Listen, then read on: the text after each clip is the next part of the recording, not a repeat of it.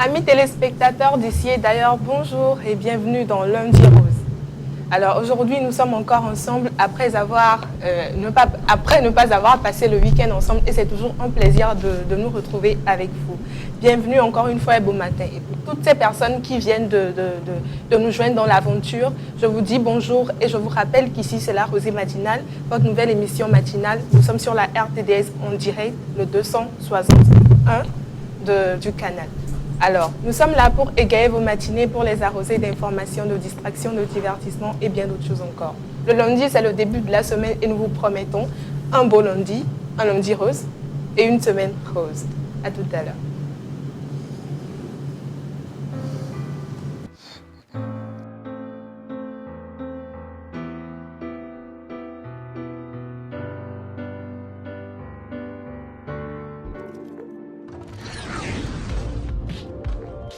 Rosée matinale, l'univers du savoir.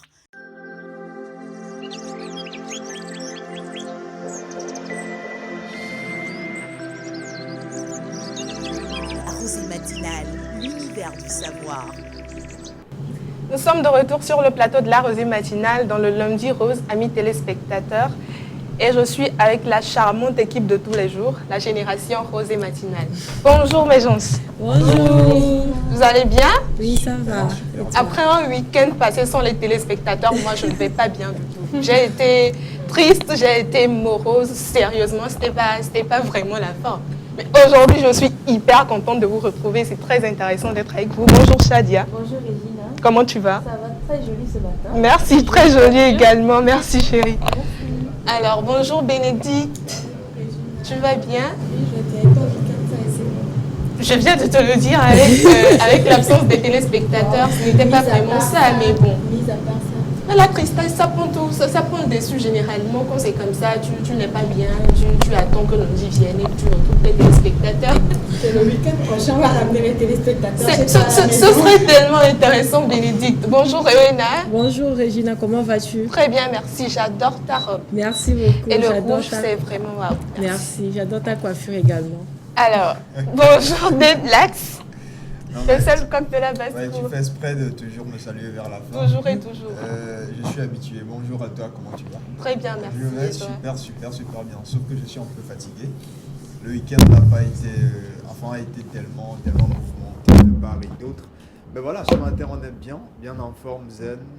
La fatigue, on va en récupérer plus tard. Comment est-ce que vous vous portez? Bien? Tu es bien habillé ce matin. Comme d'habitude. Comme d'habitude.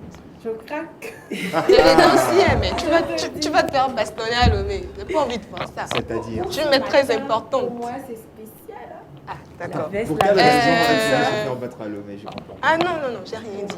Parfois, ça m'arrive de rentrer en transe et de parler de certaines choses que je ne maîtrise pas. Heureusement vraiment que c'est du en coup. France. Alors, je passe mon bonjour aussi aux téléspectateurs qui nous suivent aujourd'hui ou encore ce matin. Nous sommes dans une nouvelle semaine. Avec eux, nous allons passer une très belle aventure, si on peut le dire. Ceux qui nous suivent en dehors du Togo, 225, 234, avec tous les indicatifs, encore tous les pays. Voilà quoi, je vous passe mon bonjour. Salam à vous. Alors, je vous rappelle, amis téléspectateurs, que j'ai à ma gauche une très charmante dame qui se nomme Shadia. Miss Shadia, c'est la Miss Météo et c'est la Miss Rose Rosée. Bonjour Shadia, tu nous parles un tout petit peu de tes rubriques? Bonjour Regina, alors je me présente, je m'appelle Azar Shadia, je suis la Miss Météo. Vous vous demandez pourquoi je ne vous ai pas encore présenté la météo, comme on dit, le meilleur est pour la fin. Donc ce matin, je vais vous parler d'une rubrique assez spéciale, la rubrique Rose Rosée. Vous vous demandez qu'est-ce qu'on va parler dans cette rubrique Rose Rosée. La rubrique Rose Rosée parle uniquement de comportement, comment se comporter dans la société. Donc je vais vous poser la question, qu'est-ce que pour vous le comportement? La question se pose également aux téléspectateurs. Vous pouvez nous envoyer des messages, vous pouvez appeler pour nous dire qu'est-ce que pour vous le comportement. Donc je vais faire un tour de table. Je commence par Bénédicte. Qu'est-ce que pour toi le comportement? Je crois que le comportement, ce sont des gestes à adopter, vu que nous sommes en société, que nous ne sommes pas seuls, que nous vivons avec des gens, que ce soit à la maison, que ce soit au boulot, dans notre entourage et tout. Il y a des personnes et il faut qu'on ait des limites parce que, comme on le dit, votre liberté s'arrête là où commence celle de l'autre. Alors, vous avez le droit vous avez le devoir de mettre le paquet afin de mettre votre entourage à l'aise. Alors, j'en profite pour présenter une nouvelle fois aux téléspectateurs Bénédicte. Bonjour. Bonjour Regina, bonjour chers téléspectateurs, j'espère que vous allez bien. Oui, ça c'est Miss Chronique Rose. Oui, vous vous demandez sûrement ce qui va se passer dans la Chronique Rose. Restez branchés. D'accord. C'est une surprise. Oui, comme on le dit, qu'est-ce qu'on dit déjà que c'est quand ta femme doit deadlass. Je ne sais pas si tu... C'est quand ta femme doit... c'est quand la femme dure dans les toilettes que... Quand on comprend que c'est pour arranger son homme. Voilà. Waouh. Donc plus je dure dans les toilettes, plus mon homme est censé être... Bref, je ne dis pas le On va pas rentrer dans les détails. Justement, on va pas rentrer dans les détails. Alors, Deadlass, Oui, la question c'est de savoir qu'est-ce que c'est que le comportement pour nous dans la société. oui. Moi, je dirais que c'est le savoir-vivre, c'est les bonnes manières. Vous savez, toute société est régie par des lois ou encore par des règles. Et on a chaque communauté qui a donc sa façon de vivre. Donc, moi, je résume tout ça donc, dans les bonnes manières et puis en même temps dans le savoir-vivre. Voilà. Comment se comporter avec son entourage, comment se comporter avec autrui également. Parce que vous savez, dans cette société aujourd'hui, il y a des gens qui ont des comportements, entre parenthèses plutôt campagnards. Vous voyez un peu, voilà. Je profite pour voler cette expression-là de mon ancienne professeure de philo. Donc, il faut quand même avoir cette bonne attitude envers soi d'abord, d'accord ? Et puis envers également la société, envers ses proches aussi. Comme le dirait quelqu'un, par exemple, fuir les enterrements et s'inviter au mariage. Est-ce que ça se fait ? Fuir les enterrements et s'inviter au mariage. Est-ce que ça se fait ? Voilà, donc des petites bonnes manières qu'il faut apprendre et tout. Je crois que ça régit un peu et ça résume un peu ce dans quoi tu vas nous entretenir dans cette rubrique-là.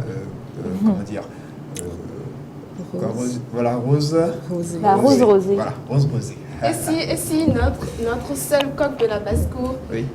on profitait pour nous parler un tout petit peu de lui, de ce qu'il fait dans notre aventure, Voilà, c'est très important. très très important. Pour ceux qui viennent de nous suivre, pour ceux qui ne me connaissent pas, je suis Deadlass Diaou. Je m'occupe donc de la rubrique Web Rose. Voilà un peu de quoi il s'agit. Alors, de quoi est-ce qu'on va parler dans le Web Rose ? On parlera de tout ce qui a trait au web ou encore au digital. Vous savez, aujourd'hui, il y a les nouveaux médias. On connaît les médias traditionnels, la télé, la radio et tout, la presse écrite. Aujourd'hui, nous avons donc les médias sociaux, les réseaux sociaux qui sont appelés les nouveaux médias aujourd'hui. Alors, comment est-ce qu'on utilise les nouveaux médias ou encore le web ? Quels sont les métiers du web ? Comment est-ce que le web arrive aujourd'hui à impacter la société ? Quelles sont les conséquences de l'utilisation du web aujourd'hui sur la société et notamment sur la jeunesse ? Toutes les questions qui vont tourner tout autour du web ou encore du digital, je m'occuperai de ça dans la rubrique Web Rose. Ça nous ramènera sûrement dans les actualités. Ah oui, ça nous ramènera toujours dans les actualités parce qu'il faut s'actualiser au jour le jour. C'est vrai, on va faire un petit tour dans le passé par moment, voir un peu ce qui s'est passé ailleurs et revenir encore dans la réalité ou dans l'actualité pour mieux vivre cette rubrique-là, cette chronique-là, tout au long de cette aventure. Je pense que c'est ce qui rend Rosée Matinale particulier. Beaucoup plus intéressant d'ailleurs. Beaucoup plus intéressant justement. Parce qu'il y a des gens qui sont en train de débourser de l'argent pour des mises à jour. Oui. Et nous mettons à jour nos téléspectateurs sans rien du tout. Voilà. En tout cas, c'est le rendez-vous du donner et du recevoir. Et en même temps, on est là pour les édifier sur ce que peut-être la plupart vont payer pour avoir. Voilà, Web Rose et cette rubrique-là, on voit cette émission Rosée Matinale se permet de leur donner ça gratuitement. Comme on dit, c'est la famille, quoi. C'est la famille. Alors, je pense que le tour de table va continuer, non ? Oui. Alors, bonjour chers téléspectateurs, j'espère que vous allez bien et que vous avez surtout passé un excellent week-end en prenant surtout soin de votre santé mentale. Alors, pour ceux qui ne le savent pas, la santé mentale est un état de bien-être psychologique, émotionnel et cognitif dans lequel un être humain se sent épanoui. Il est à l'aise, il arrive à trouver un travail et surtout affronter les épreuves de la vie. Alors, pour ceux qui ne le savent pas, nous avons décidé de faire dans la Rosée Matinale de votre santé mentale notre priorité. Wow. Voilà. Wow. Alors, c'est Rewena pour vous présenter la santé rose. Bon, je reviens. Ah, ok, vas-y. Non, je te laisse revenir à Shadia. Justement. Elle posait la question de savoir qu'est-ce que le comportement. Alors, je dirais que c'est l'ensemble des attitudes que nous avons dans une société ou dans une communauté donnée. Et, pardon, dans la société, il y a des normes qui régissent cette société-là. Donc, du coup, la société nous demande d'avoir un certain nombre de comportements pour pouvoir vivre ensemble pour un bien-être social. Voilà. Alors, revenons à moi. Je vais vous définir qu'est-ce que le comportement. Le comportement, c'est l'ensemble des façons d'agir, de réagir face à une situation donnée. Waouh, c'est très intéressant. Merci, je parie que oui, tu veux dire un truc? Ah oui, le comportement caractérise l'ensemble des réactions adoptées à une personne face à une situation. Par exemple, comment réagir si vous êtes au courant que votre homme vous trompe? Comment réagir encore si j'ai un truc là juste devant moi que je n'arrive pas à toucher, que je n'arrive pas, justement parce que je ne vois pas les autres y toucher, qu'est-ce que je fais? Bon, tu improvises. Voilà. Waouh. Et on dit aussi que la charité bien ordonnée commence par soi-même. soi-même. Donc, tu es... Voilà. Et on te suit. C'est le Kélium vers On te suit, hein. la tentation est Je trop... n'aime pas, je n'aime pas quand tu me fais ça en fait. Commence par voir, parce que là, la charité bien ordonnée commence par soi, mais d'accord, j'ai commencé, je vous attends. Et c'est le Kélium vers. J'ai pas envie d'en parler, c'est confidentiel, c'est des informations qu'il ne faut pas dévoiler, chers spectateurs. Donc elle vous cache des trucs. Ah, c'est possible, mais tout le monde a sa vie privée, tu vois. Peut-être que le nombre de verres rentre dans ma vie privée, on ne sait jamais. Parce que c'est trop. Il ne faudrait pas trop grossir quand même. Ah, je ne grossirai pas. Est-ce qu'on grossit en prenant du jus? Bon, ça dépend. Naturel. Ça dépend de la quantité donnée. Ça dépend de la quantité, ça dépend de l'organisme de tout un chacun. Wow. Voilà. De toutes les façons, grossir, ce n'est pas bien. C'est vrai qu'il y a des gens qui aiment prendre qui veulent prendre la forme et tout ce qui va avec, mais ce n'est pas mon cas. Moi, j'adore les petites semaines comme Shadia, Rewena, Bénédicte. Ah, pourquoi tu me regardes comme ça? J'ai envie de prendre la forme en fait, si je comprends bien. Aujourd'hui, j'ai une question pour vous tous, ou du moins pour nous. Ça craint tout à coup, tu prends un air sérieux là. Oui. En fait, la question, elle est très sérieuse et elle vous concerne particulièrement. Waouh. J'ai fait quelque chose? Oui. Donc, Tu nous as fait quelque chose. Je suis au précis. tribunal alors. Tu nous as fait. Tu es au tribunal justement. Et le procès va bientôt commencer. Étant donné qu'il est le seul corps parmi nous. Oh là là. Voilà. Alors, j'aimerais bien savoir, Oui. est-ce qu'il y a possibilité que vous puissiez nous dire un tout petit peu ce que vous faites dans la vie? Ou c'est confidentiel? Je précise qu'ici, c'est la famille. C'est la famille, Même si ça va au-delà des frontières du Togo, ça reste la famille, quoi. D'accord, donc c'est quoi le principe? On fait un tour de table comme d'habitude? Comme d'habitude. D'accord. Je commence par Rewena. D'accord. Ben, je préfère qu'on en parle dans la semaine, puisque les téléspectateurs, je suppose qu'ils sont aussi, désireux de savoir ce que chacun de nous, d'accord, les téléspectateurs, enfin, nous les animateurs, on fait dans la vie. Mais je propose qu'on leur en parle peut-être dans la semaine.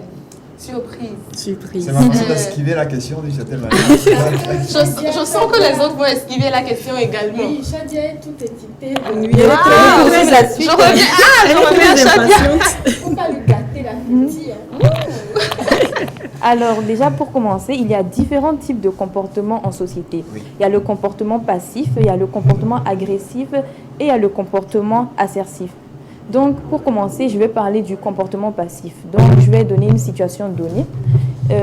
Imaginons que, je vais dire Regina. Bon, imaginons que Regina est la copine de Dedas.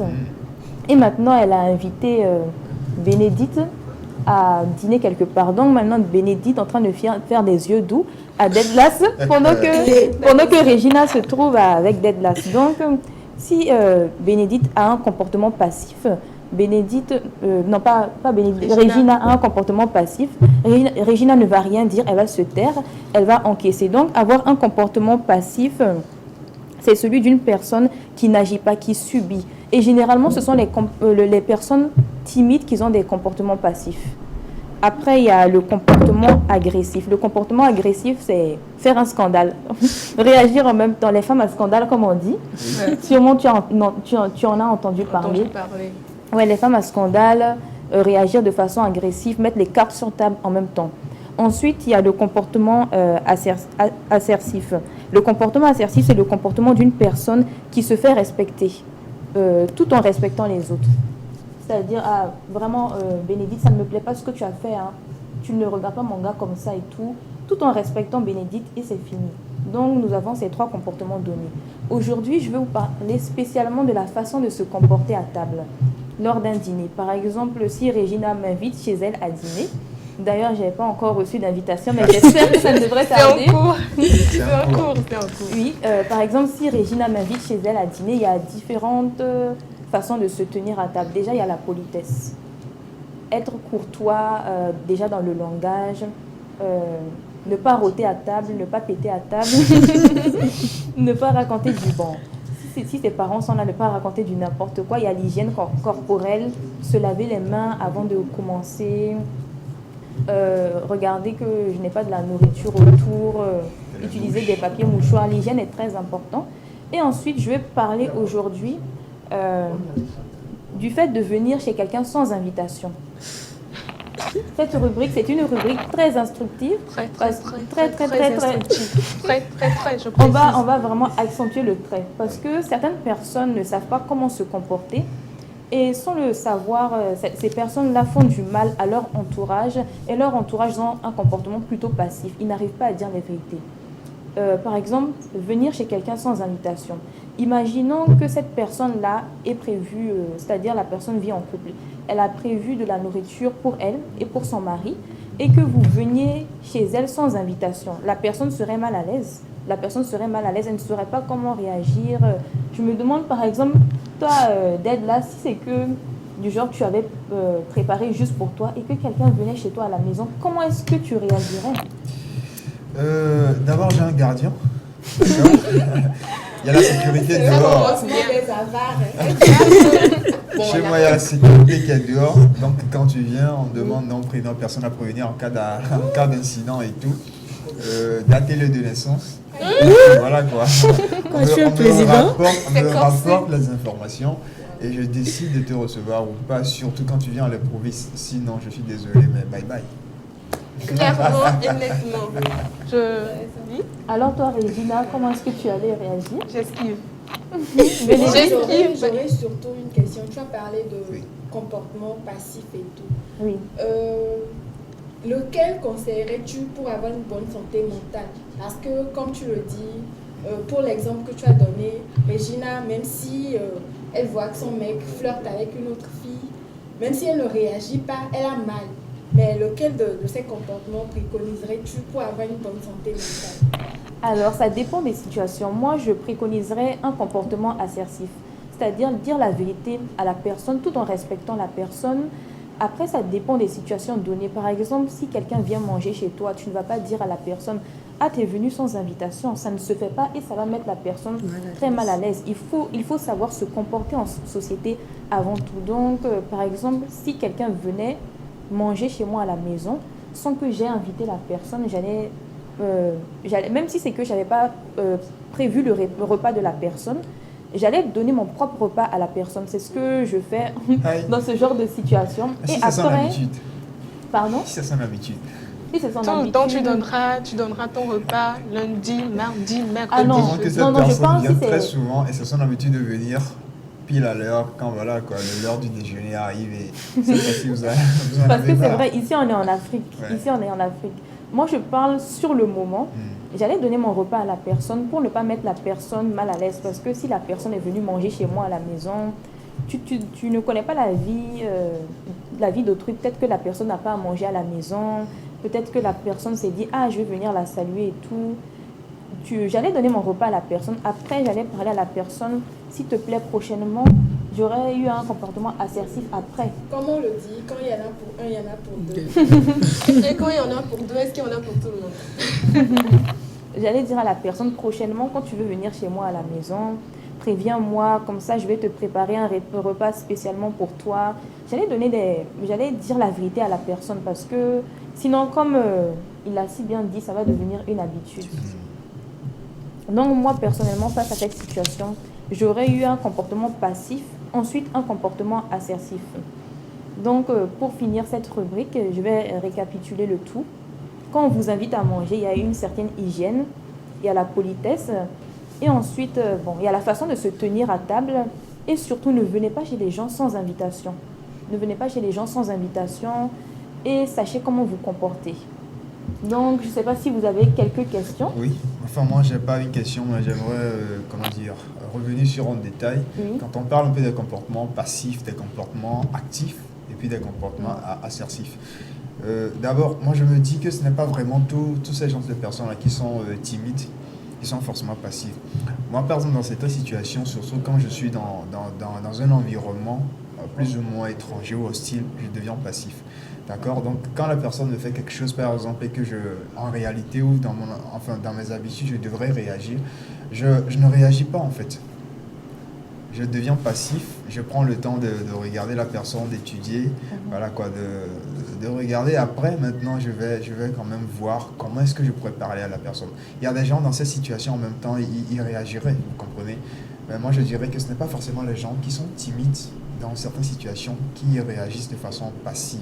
Par exemple, quel genre de situation? Quel exemple donner pas? Enfin, je vais revenir pour un exemple, parce que là, tout de suite, ça me prend. Voilà. Là, je viens de capter Oui. Là, je viens de capter que tu n'as pas un comportement standard. Ça diffère. Voilà. En fonction des Le circonstances. comportement n'est pas vraiment standard, mais ça diffère en fait des situations ou des occasions dans lesquelles je me retrouve en réalité. Voilà. Bénédicte, tu piques les détails. Ah, d'accord. Tu sais pourquoi je te le demande? Alors, je précise à nos amis téléspectateurs qu'ils peuvent nous donner leur avis sur le sujet en contactant le 423 58 35 12. SMS et message WhatsApp. Oui. Maintenant, ils peuvent appeler sur le 90 41 96 22. Voilà. Alors, moi, j'aimerais Pour les ajouter- personnes qui n'ont pas vraiment capté, j'ai parlé de 93 58 35 12 et de 90 41 96 22. J'aimerais ajouter que quand vous allez à une invitation surtout, il faut ramener quelque chose. Même si c'est un vin, un petit chocolat ou quelque chose. Il ne faut pas aller les mains vides. Est-ce que c'est des comportements qui sont ancrés dans la culture africaine? Justement, non, mais vu qu'on en parle, on peut quand même mettre un accent dessus pour ceux qui ne le savent pas. Voilà. C'est vrai, hein. C'est des genres de comportements qui ne sont pas ancrés dans nos mœurs ou bien dans nos cultures. Moi, je dirais en fait même que quand on parle d'invitation, à l'africaine, comment ça se comprend? Si c'est toi qui m'invites, c'est toi qui paie ou c'est toi qui gères. Voilà. Or, à l'occidental, c'est 50-50. 50-50. Donc, déjà, sur cette base-là, il y a un décalage. Maintenant, il faut comprendre aussi par après que quand on vous invite, il faut rapporter quelque chose forcément, surtout quand c'est peut-être à la maison ou encore dans une soirée privée et tout, il faut rapporter quelque chose. Vous voyez un peu, bon, peut-être si c'est aussi dans un restaurant, dans un lieu public, ça dépend. Mais forcément, comme tu l'as dit, il faut rapporter quelque chose. Il faut rapporter quelque chose. Il faut apporter sa pierre à l'édifice ou sa main à la pâte. Voilà. Je suis d'accord avec ce que tu dis, mais moi je me dis qu'après ça dépend des moyens de chacun. Par exemple, quelqu'un peut t'inviter Oui. et tu n'as pas forcément les moyens de ramener à boire ou bien ramener à C'est manger. vrai, Donc c'est tu te vrai. pointes comme ça, C'est vrai. tout simplement. C'est vrai. Seulement, il faudra que ça ne soit C'est pas une ça ne habitude. devienne pas une habitude. Une fois en passant. Une fois en passant, La justement. raison pour laquelle il y a des gens, quand on les invite et qu'ils savent qu'ils n'ont rien, ils essaient de décliner en fait l'invitation parce qu'ils se disent je ne vais pas y aller me présenter la main vide. C'est pas bien pour mon image et la personne trouve en fait un argument. C'est pas que la personne ne veut pas, mais pour une raison donnée, la personne décline un peu cette invitation. Et moi, je voudrais dire aussi que nous avons différentes personnalités. Et qu'un comportement est standard, en fait. Qu'un comportement est standard. Donc, face à chaque situation de la vie, nous nous adaptons avec nos comportements à la situation donnée. Voilà. Et que penses-tu du sujet? À part ce que tu viens de nous dire tout à l'heure. Par rapport à l'invitation, bon, nous sommes en Afrique et comme vous avez déjà tout balayé, mais bon, comme conseil, je dirais avant d'aller à une invitation, de répondre à une invitation, je vous dis de faire comme Bénédicte l'a suggéré, apporter quelque chose, un acte, une présence, voilà, à la personne. Et comment tu te sentirais si quelqu'un venait chez toi sans invitation? Chez moi, quand il y en a pour un, il y en a pour deux. Du Quand coup, il y en a pour deux, il y en a pour trois. Il y en a pour quatre, il y en a pour cinq. le week-end prochain, je Il n'y a, débarque. il y a pas de, il y a pas de souci. Vous serez surpris de la voir mettre la bouffe sous le lit. Oh non. Ça commence bien, c'est possible. Il n'y a Je pas la de connais. souci. Il n'y a pas de souci. Vous savez, c'est rentré dans nos mœurs, dans nos cultures, et de telle en sorte que parfois à la maison, chez moi par exemple, il y a toujours des sauces. Pourquoi? Parce que maman a dit, je ne sais pas quand est-ce que j'aurai des invités. Donc à chaque fois que tu viens chez moi, tu auras à manger. Ne vous inquiétez pas. En fait, c'est comme ça que ça se passe en Afrique. En Afrique, moi je l'ai appris de mes parents. Quand tu prépares pas pour toi seul. Voilà. Tu prépares pas que pour la famille. Tu prépares pour peut-être 2 personnes de surcroît, un truc comme ça. Lorsque tu as une personne, justement, tu as une réserve. Et lorsqu'une personne vient sans te dire, tu as de quoi servir. Voilà. Je pense que ça, c'est vraiment inscrit dans les mœurs C'est les valeurs, africaines. en C'est fait, des valeurs africaines. justement. C'est les valeurs C'est des africaines. valeurs africaines. Et ça me pousse à poser une question à Shadia et à vous également, hein, bien sûr. Est-ce que suivre le conseil de Bénédicte ne reviendrait pas à importer Les habitudes, des la culture, habitudes occidentales? Très belle question. Ça, c'est quelque chose qu'on déconseille vivement. Hein. Moi, je pense que Importer des serait- habitudes occidentales. ça serait ajouter quelque chose aux cultures africaines parce que en Afrique on n'est pas du tout habitué à ça. En Afrique c'est je t'invite, tu viens sans rien quoi. Donc je trouve que ce serait ajouter des valeurs au comportement africain. Après ça dépend de la personne parce que tout le monde n'a pas les mêmes moyens donnés comme je l'ai dit. Et il faudrait voir avec la personne. Souvent aussi, il faut être véridique. Par exemple, ne pas avoir honte, ne pas fuir la personne ou bien décliner l'invitation. Dire à la personne, vraiment, moi, j'ai pas d'argent ou bien vraiment, j'ai pas la possibilité en ce moment pour que la personne puisse vous comprendre. On est en Afrique, il faudrait aussi changer nos habitudes. Alors, je précise que... Au fait de copier les blancs, vu qu'on copie déjà, moi je pense qu'il faut faire un tri. Voir ce qui nous arrangerait et ce qui ne nous arrangerait pas. Il ne faut quand même pas tout copier. Voilà. Amis téléspectateurs, vous pouvez envoyer vos SMS et vos messages WhatsApp sur le 423 58 35 12 et vous pouvez appeler sur le 426 41 96 22 pour donner votre avis sur le sujet. Je reviens à Miss Shadia. J'aimerais savoir, est-ce qu'il y a possibilité de se faire inviter? Tu as envie de te faire, par exemple, inviter par Rewena, mais Rewena ne t'invite jamais. Ah oui, il y a possibilité. Waouh. Comme vous le savez ici, nous sommes des femmes. Et les femmes, leur art, c'est parler. Vu que nous, c'est pas se bagarrer, nous, notre art, c'est parler. Il faut savoir comment dire les choses. Par exemple, je peux être là en train de parler à Regina, je vais lui dire vraiment... Il y a longtemps, je suis partie au restaurant. Et après, Regina va me dire, ah tiens, je pourrais t'inviter au restaurant. Il y a des façons de dire et la personne va t'inviter. Comme on le dit, à Talakou. T'as la coupe, vraiment. Il faut savoir comment flatter la personne, il faut savoir comment s'exprimer pour que la personne vous invite. Ou bien, tu peux dire à la personne, vraiment, tu ne m'as jamais invité chez toi. Et après, la personne va se sentir mal à l'aise ou bien gênée ou bien à cause de la façon dont tu as parlé, la personne va te dire, je t'invite chez moi la semaine prochaine. Souvent, il y a des façons de parler sans pour autant dire, je veux venir chez toi. Il y a des façons de parler, la personne va t'inviter ou bien va savoir que tu veux venir la voir implicitement. Oui. Mais je précise que ça ne marche pas avec tout le monde. Moi, tu me dis, ça fait un bail, je ne peux plus aller au resto. Et je fais, ah ouais, moi-même, ça fait un bail, je ne peux plus aller au resto. Bon, Sérieux. on peut quand même faire une cotisation pour y aller ensemble. Ça, c'est intéressant. Moi, je viens, par exemple, je fais Bénédicte. J'ai vraiment envie d'aller au resto. Ça ne te dit pas, toi. On fait ça souvent entre nous meufs, on sait le faire. Entre nous meufs, on sait le faire. Maintenant, je ne sais pas si les mecs le font aussi. Ce sera à des blagues de nous dire. C'est ce que les mecs font le plus d'ailleurs, si vous ne Wow. savez pas en réalité. Ah, d'accord. Les mecs plutôt, vous savez, on se dit qu'on se retrouve aujourd'hui dans tel bar, dans tel coin et tout pour profiter de la vie, boire un peu de la bière, discuter également, faire tout ce qui va. Donc, parfois même, on ne part pas sur la base de cotisation en réalité. On se retrouve et on se gère après en fait. Voilà, on n'a pas vraiment besoin de se dire écoute, tu donnes combien, je donne combien, voilà, on cotise et on y va. On improvise, d'accord, on y va, on profite enfin de la vie et après maintenant on gère de la façon la plus simple possible. Parce qu'aujourd'hui, tu vas dire à la personne que voilà, que ça fait longtemps que tu n'as pas été au resto et tout. La personne t'invite et puis demain c'est pour t'insulter, voilà. Elle ne mange pas chez elle. C'est ce qu'on évite au fait. Et ça, c'est aussi un très mauvais comportement. Après tout, la personne ne t'a pas forcé à l'inviter, c'est une mauvaise habitude. Mais tu invites la personne, tu n'es pas obligé de le crier sur tous les toits. En réalité, cette personne, elle peut s'offrir un dîner elle-même.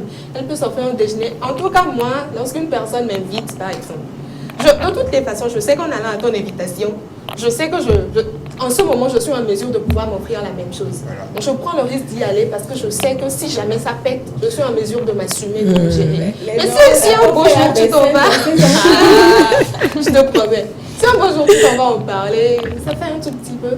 Est-ce que ça, c'est une histoire de santé mentale ou c'est une histoire de mauvais comportement? Moi, je dirais que ça va être le comportement. Ça va être le comportement. En tout cas, je laisse Shadia vérifier. Tu peux me répéter la question, s'il te plaît? Je n'ai pas suivi le Il y a ces personnes qui t'invitent et qui partent après en parler à tout le monde, qui partent après le crier sur tous les doigts. Donc je demandais si c'est une histoire de santé mentale en déphasage ou si c'est une histoire de mauvais comportement.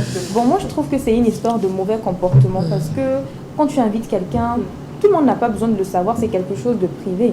C'est comme si un jour quelqu'un t'avait donné de l'argent et la personne était venue le dire à tout le monde, ah celle-là je lui ai donné de l'argent. Je trouve que c'est quelque chose de privé, pas besoin de faire la publicité, pas besoin d'en parler parce que peut-être tu peux te sentir mal à l'aise et ça peut gâter votre relation. Je pense pas que c'est de la santé mentale, sauf si ça voisine de la folie. Il faut respecter la vie privée de son prochain. Je pense aussi que c'est un manque d'humilité.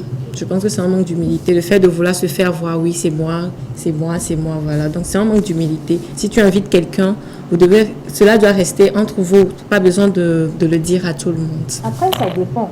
Peut-être que tu peux dire à quelqu'un que j'étais avec elle à Marcelo, juste pour montrer que tu as une vie, tu fais des sorties. Non, pas dans le sens où tu veux te montrer, pas dans le sens où tu veux être orgueilleux, en fait, voilà. Si c'est dans le sens où tu veux te vanter, oui, moi j'invite les gens chez moi je fais ci, là c'est de mauvaise foi, je pense. Justement, la mauvaise foi, je pense qu'on aura en reparler, ce sera très intéressant. Il ne faut surtout pas oublier que la situation peut être renversée d'un jour à l'autre. Aujourd'hui, c'est toi qui invites, tu cries sur tous les toits que c'est toi, mais demain, on ne sait pas ce qu'il en sera. Donc, comme on dit, la roue tourne. Voilà, la roue tourne. Faire très attention surtout. Alors, j'ai une question qui était censée être posée à Shadia, mais je vais la poser à Deadlax.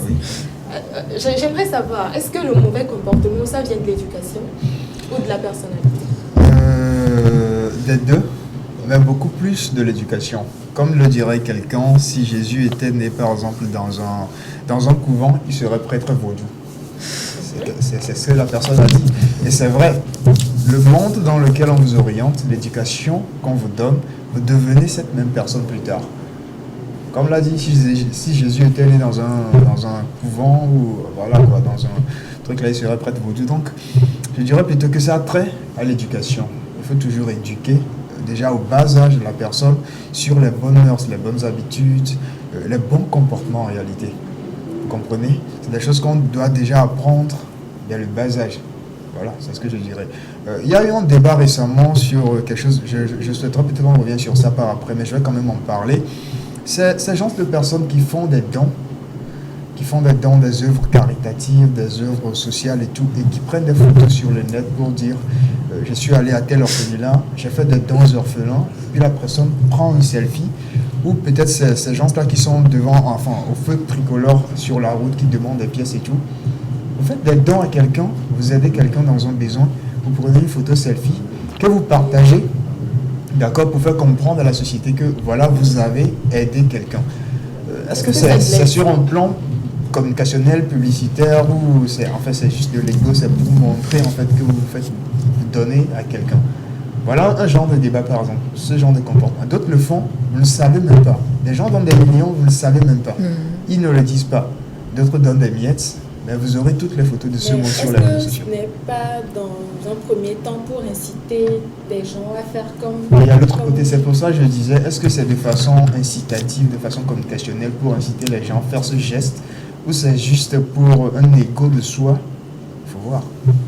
Il y a cette éducation qui, en réalité, oui, En dis-moi, revenant Shadia. par rapport à l'éducation, moi je me dis que, je suis d'accord avec ce que Deadlas dit, je me dis que c'est les deux, mais il ne faut pas oublier que certaines personnes, on leur donne une éducation, mais ils font autre chose quand ils sortent de la maison, comme on le dit, dis-moi qui tu fréquentes et je te dirai qui tu es. Voilà.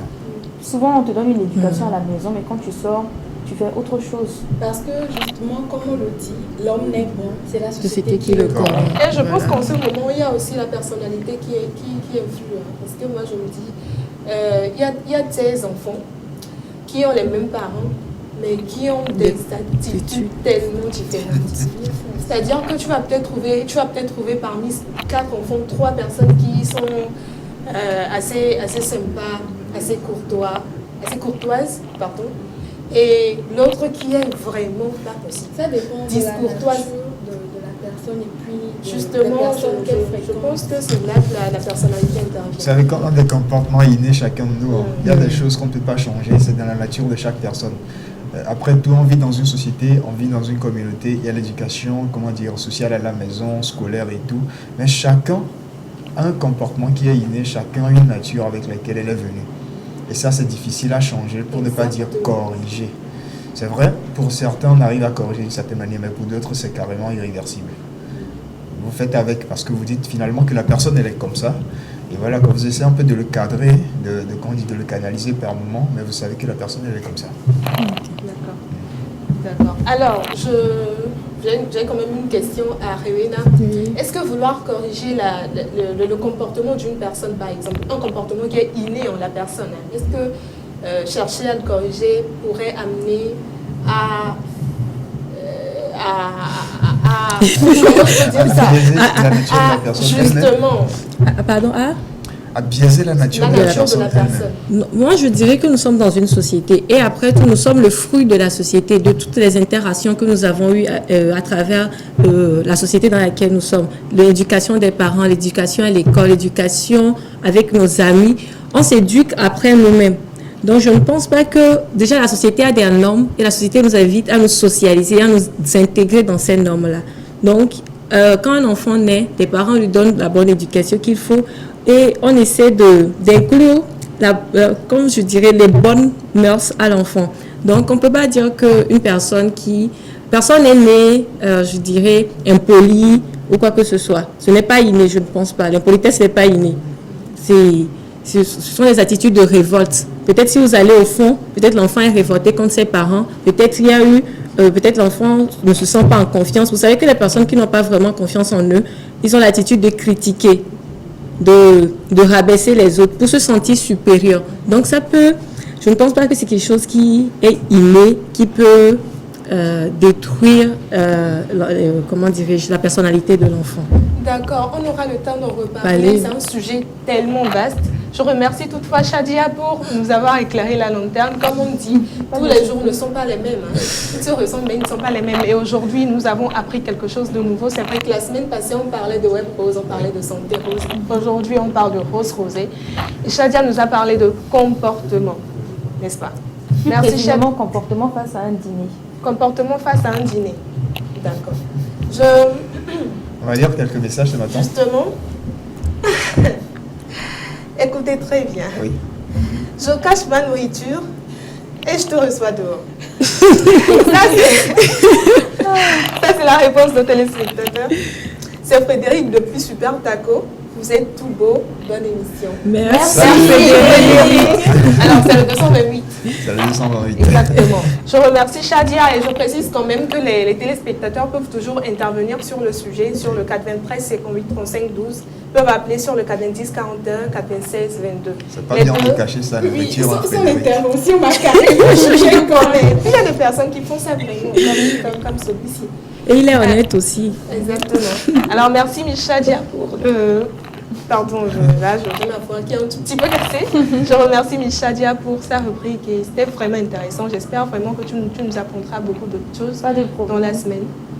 Alors, très chers téléspectateurs, restez surtout branchés. Aujourd'hui, je ne vous ai pas rappelé de prendre vos calepins et vos stylos, mais je parie que vous avez fait, vous l'avez fait. C'était pas la peine d'en parler. Restez surtout branchés. Nous revenons tout de suite après l'intermède.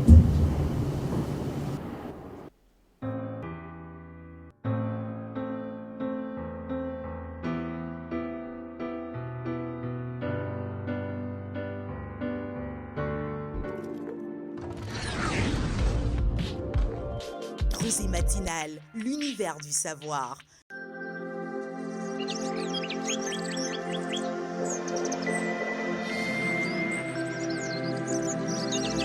Rosée matinale, l'univers du savoir. Alors, très chers téléspectateurs, nous voilà de retour sur le plateau de la Rosée matinale.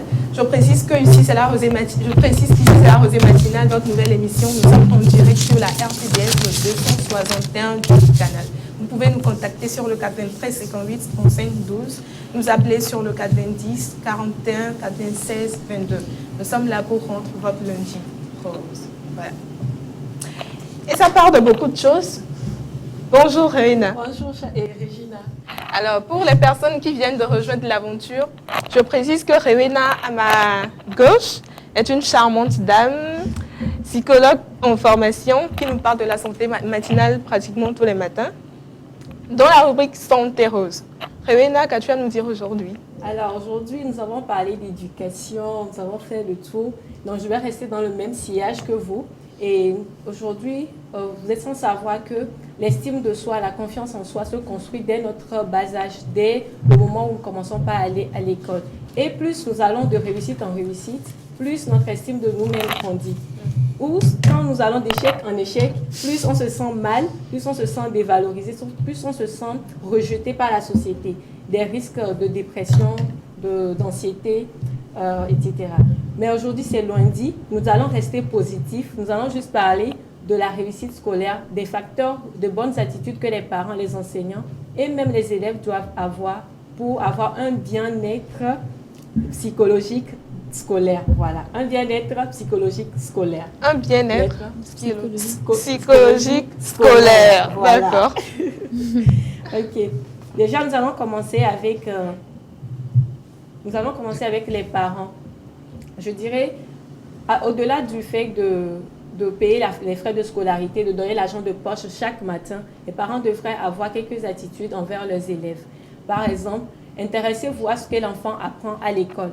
Quand l'enfant rentre de l'école, discutez avec lui, essayez de voir qu'est-ce qu'ils ont fait, qu'est-ce qui n'a pas marché, comment il s'est senti tout au long de la journée. Posez-lui des questions sur qu'est-ce qui lui a rendu fier tout au long de la journée, qu'est-ce qu'il a fait, qu'est-ce qui lui a pas rendu fier. Posez des questions, intéressez-vous à ce que l'enfant apprend à l'école. En deuxième position, essayez de parler positivement de l'école. Quand vous étiez à l'école, parlez positivement de l'école, donnez des exemples à l'enfant, donnez-lui de bonnes motivations, si on peut le dire ainsi. Aussi, avoir des paroles valorisantes. Qu'est-ce que je veux dire? Mon enfant, je suis fière de toi, tu es le meilleur, tu peux y arriver, j'ai confiance en toi. Essayez de donner plein de paroles valorisantes à vos enfants. Ça booste leur estime d'eux-mêmes, ça booste leur confiance et ça les permet de donner encore plus, de donner le meilleur d'eux-mêmes. Et aussi, il faudrait leur acheter des livres. C'est vrai que la situation socio-économique n'est pas le même la situation n'est pas plutôt la même dans toutes les familles, mais la moindre des choses que les parents peuvent faire, quelle qu'en soit leur situation économique, vous pouvez emmener vos enfants dans une librairie, faire le tour avec eux. Qu'est-ce qui t'intéresse? Regarde la couverture de ce livre. Est-ce que ça t'intéresse? Essayez de mettre l'habitude de la lecture dans l'éducation de l'enfant.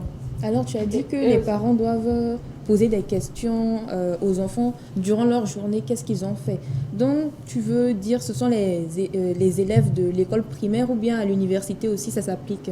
Peu importe, hein. Mais je pense que c'est dès le bas âge, donc beaucoup plus à l'école primaire. C'est une habitude plutôt qui grandit. Pendant tout le cursus scolaire de ton enfant, tu ne lui as pas posé des questions. Et puis, à un moment, à l'université, tu commences par lui dire comment était ta journée. Tu ne m'as jamais posé cette question. Il n'y a pas cette communion-là. Donc, il faudrait déjà, dès le bas âge, comme vous le savez, nous sommes à la rentrée, nous sommes dans la deuxième semaine de la rentrée scolaire ici. Et j'invite chers parents à essayer de communiquer avec leurs enfants, à parler positivement de l'école. Et surtout, éviter la comparaison. Tous les enfants ne sont pas les mêmes. Chaque enfant a un don spécifique à lui et il faudrait éviter de les comparer. De dire, voilà, toi tu n'es pas comme ton frère, etc. Il faudrait éviter de comparer les enfants, mais de plutôt mettre l'accent sur leurs forces. Chaque enfant est unique et chaque enfant a des dons spécifiques, a des forces spécifiques à lui. Donc il faudrait plutôt mettre l'accent sur les forces, sur ses prouesses, ses qualités. Voilà. Vous avez quelque chose à ajouter Par rapport à ça, par rapport à l'attitude des parents? Moi, je me dis que ça dépend aussi. Ça dépend des situations. Par exemple, si c'est que ton enfant, tu vois que chaque fois il est là en train de jouer, tu lui dis d'aller étudier. La personne, lui, dans sa tête, c'est l'amusement, faire la fête, jouer des mauvaises notes. Après, tu n'auras pas forcément envie de demander à la personne qu'est-ce que tu as fait durant ta journée. Et dire des paroles valorisantes et positives à ton enfant. Donc, je me dis, ça dépend de la situation. Je ne sais pas qu'est-ce que vous en pensez. Mais je pense que... Oui, vas-y. Moi, je pense qu'il y a mille moyens de faire quelque chose à son enfant. Si tu dis à ton enfant, par exemple, va prends un livre ou prends un cahier, et que ton enfant ne le fait pas, c'est ton enfant. Je pense que c'est ton enfant, tu le connais et qu'il y a possibilité de lui faire prendre un livre ou un cahier d'une manière ou d'une autre. Prends un livre, je t'offre un bonbon. Raconte-moi aujourd'hui ce qu'on vous a dit, ce qu'on vous a fait à l'école. Et si tu le racontes bien, je t'offre un bonbon, je t'offre un chocolat. Tu as forcément des petites motivations à donner à l'enfant si c'est un enfant qui n'aime pas vraiment bosser. Et puis, il y a également des jeux instructifs comme le puzzle. Oui, il y a des jeux auxquels vous pouvez le faire jouer en jouant et puis il apprend également. Effectivement, vous avez raison. Je dirais aux parents de motiver leurs enfants. Et chez l'enfant, il y a deux types de motivation. La motivation intrinsèque et la motivation extrinsèque. Qu'est-ce que je veux dire par la motivation intrinsèque et la motivation extrinsèque, qui est extérieure et intérieure, tu vois. Donc, comme tu le disais... Arrosée matinale, l'univers du savoir. Waouh. Alors, comme tu le disais, la motivation, donner des cadeaux, de petites choses à l'enfant, c'est la motivation extrinsèque. Mais il ne faudrait pas continuer cela tout le temps. Parce qu'à un moment, l'enfant va essayer de faire juste pour avoir et non pour son propre plaisir. Donc, vous pouvez commencer peut-être, viens, si tu lis toute la page aujourd'hui, je vais te donner un bonbon. Viens, si tu fais ici, je vais t'amener au parc. Mais il ne faudrait pas que ça soit répétitif à chaque fois. Il faudrait peut-être commencer par là pour que l'envie naisse dans le cœur de l'enfant. Et après, de temps en temps, vous pouvez lui donner des cadeaux, des petites choses pour l'encourager. Parce que du moment où l'enfant se dit, je vais à l'école, bien je fais cette activité parce que je vais avoir quelque chose, au moment où il n'aura pas le cadeau ou bien la punition, si on peut le dire, il va se décourager. Il va laisser tomber. Vous voyez? Donc, il faudrait faire naître chez l'enfant une volonté, une motivation intrinsèque propre à lui, une motivation dans laquelle de telle en sorte que dans l'activité dans laquelle l'enfant s'exerce, il arrive à trouver son plaisir. Voilà. Alors ça, c'est la motivation intrinsèque. Oui. Qu'est-ce que tu penses du fait de les corriger, par exemple de les frapper, de les mettre à genoux afin qu'ils puissent exécuter? Bon, chaque enfant a droit à une punition. Chaque enfant a droit à une punition. Maintenant, la culture, elle est différente. C'est vrai que plus les années passent, plus on nous dit de ne plus utiliser les bâtons, de ne plus les frapper et tout, mais d'orienter la punition vers autre chose. Par exemple, si l'enfant aime regarder la télé, vous pouvez lui dire non, aujourd'hui tu ne vas pas regarder ton dessin animé, non, tu ne vas pas sortir, non, tu ne vas pas faire ci. Mais vous savez, nous sommes en Afrique. On ne va pas mentir qu'on n'utilise pas le bâton. En Afrique, j'ai l'impression que le bâton corrige beaucoup plus les enfants que les petites punitions.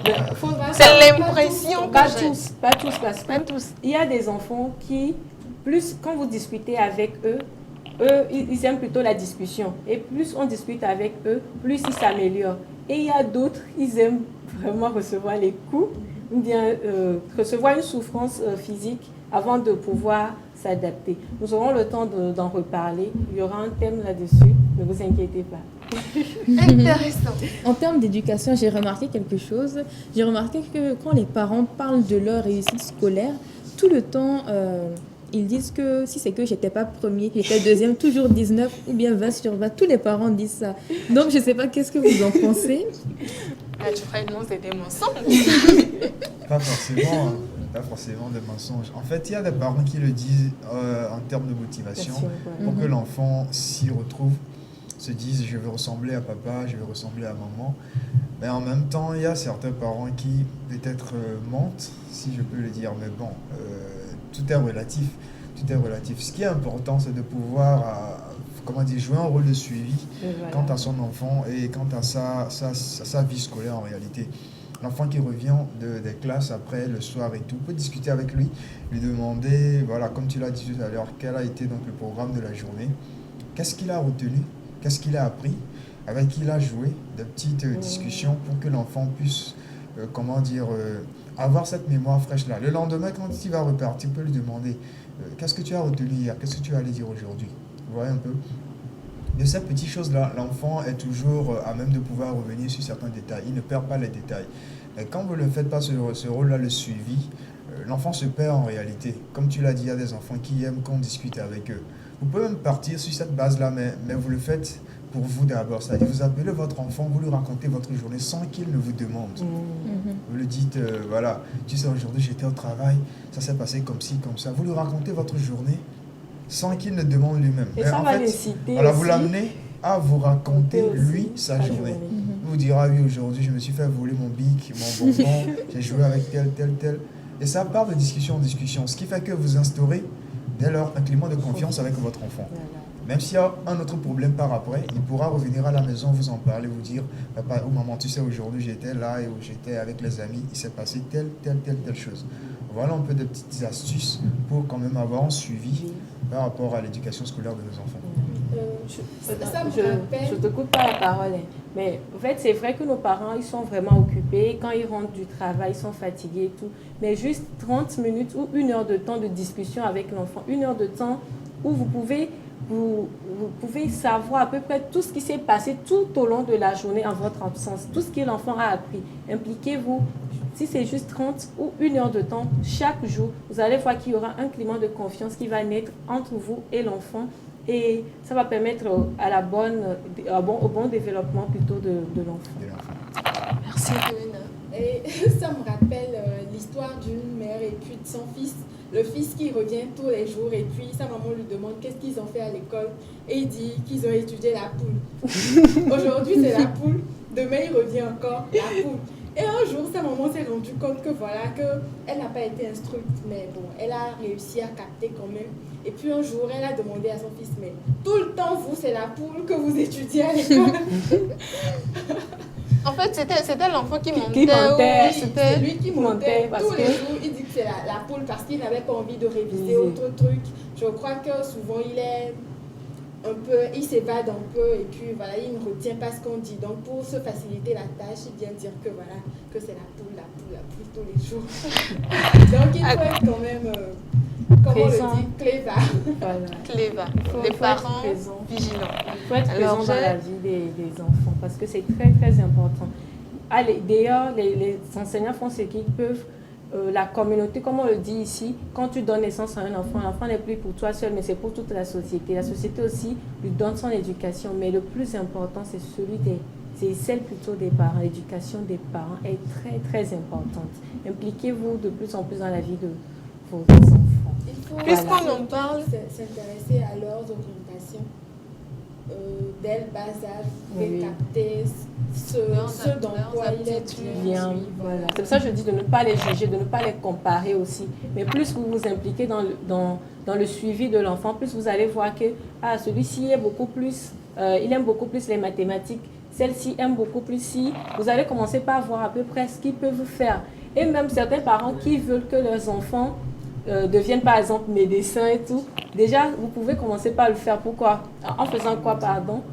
En leur achetant des jeux, tout ce qui a trait à l'infirmerie ou bien... Déjà, petit à petit, comme ça, vous vous incitez l'enfant, parce que tout ce que l'enfant voit, c'est les jeux, c'est les trucs qui ont trait au domaine médical. Et petit à petit, il s'intéresse volontairement, il dit, moi, je veux être médecin. Vous voyez, vous avez déjà motivé. C'est vrai que peut-être quand il va grandir, il va se découvrir après aussi, mais déjà, c'est un pas pour la motivation. Est-ce que c'est bien de leur imposer ce que nous, on veut qu'ils deviennent? Non. C'est pour ça que je dis, c'est ta motivation propre à toi. C'est ce que tu aimerais bien que ton enfant, devienne médecin, ou etc. Mais quand l'enfant commence pas à grandir, quand l'enfant commence pas à se découvrir lui-même, s'il n'est pas fait pour ça, voilà, pour le laisser ailleurs. Prendre sa propre décision. Alors, Rewena, tu parlais tout à l'heure d'éducation dans la société, c'est-à-dire d'éducation qui ne vient pas forcément des parents. On voit des parents d'élèves qui se battent avec des professeurs parce que ces professeurs-là ont peut-être frappé ou puni d'une manière peut-être exagérée ou supposée exagérée. Et qu'est-ce que tu penses de ça? Parce que moi, je me dis, à la maison, tu éduques ton enfant. Maintenant, à l'école, l'enfant est censé être éduqué par son professeur ou son maître. Mais que penses-tu de ces parents d'élèves qui viennent? Il y en a qui font des scandales, qui viennent, qui insultent les professeurs justement parce qu'ils prétendent que leurs enfants ont été mal punis. Bon, tout dépend du tempérament de chaque parent. Tout dépend du tempérament de chaque parent. Mais je dirais que déjà, quand votre enfant rentre à la maison, c'est vrai qu'il y a certaines choses qui choquent. Moi, par exemple, il y avait un enfant qui, quand il était rentré, il avait l'oreille qui s'est gonflée. Tu vois ton fils comme ça, tu es choqué, tu as mal, et puis tu l'amènes directement à l'école, tu ne commences pas à faire du tapage. Mais je dirais qu'il faut la patience et aller dans la discussion. Et mettre également les limites. C'est vrai qu'il y a certains professeurs qui aujourd'hui, ce n'est pas par la vocation qui sont dans le domaine, c'est parce qu'il n'y a pas de travail. Et quand les enfants commencent pas à faire on commence pas à avoir ces genres d'attitude envers eux, ils s'énervent, ils n'ont pas la patience qu'il faut. Donc, je dirais, tant aux enseignants qu'aux parents, d'être beaucoup plus patients. Voilà.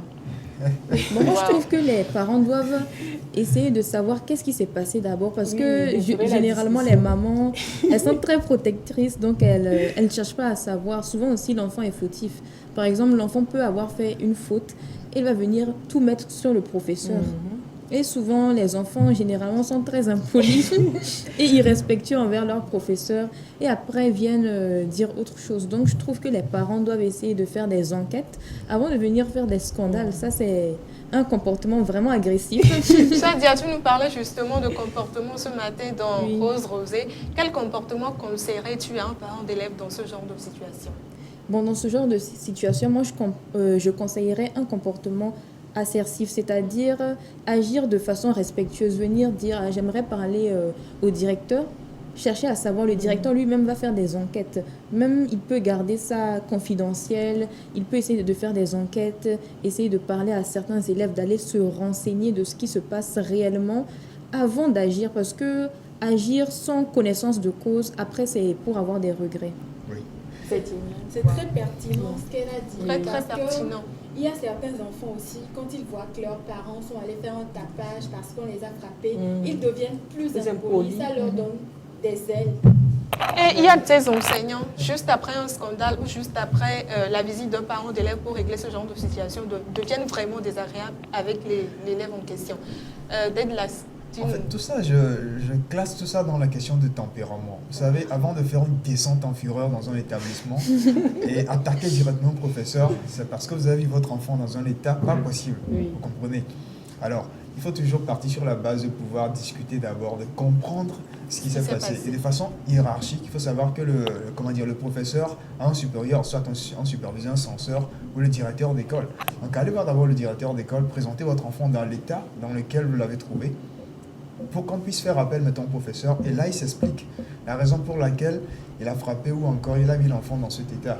C'est vrai, vous êtes énervé, mais il faut aller d'abord de façon très, très patiente pour pouvoir régler ce genre de problème. Parce qu'on n'a pas vraiment le même tempérament. Et comme tu l'as dit aussi, si vous ne savez pas réagir dans ce genre de situation, la descente en fureur que vous allez faire fera en sorte que l'enfant deviendra maintenant beaucoup plus impoli ou aura des ailes. Parce qu'il se dira maintenant, ouais, quoi, voilà, papa il est là, si tu me frappes, je vais raconter à papa ou papa fera une descente. Ce qui fait dans ce genre de situation qu'il y a des professeurs qui laissent la main à certains élèves. L'enfant ne fait pas d'exercice, il s'en fout. l'enfant réagit de façon peut-être mauvaise, le professeur ne dit rien en fait, parce qu'il se dit, voilà quoi, ton papa m'a prouvé ou tes parents m'ont prouvé qui ils sont, je laisse ton éducation, je ne m'implique pas assez. Et ça empiète maintenant sur l'éducation de l'enfant. Exactement. Ce qui m'amène à toucher mon deuxième point. Mais avant, je dirais que les parents doivent également être exigeants.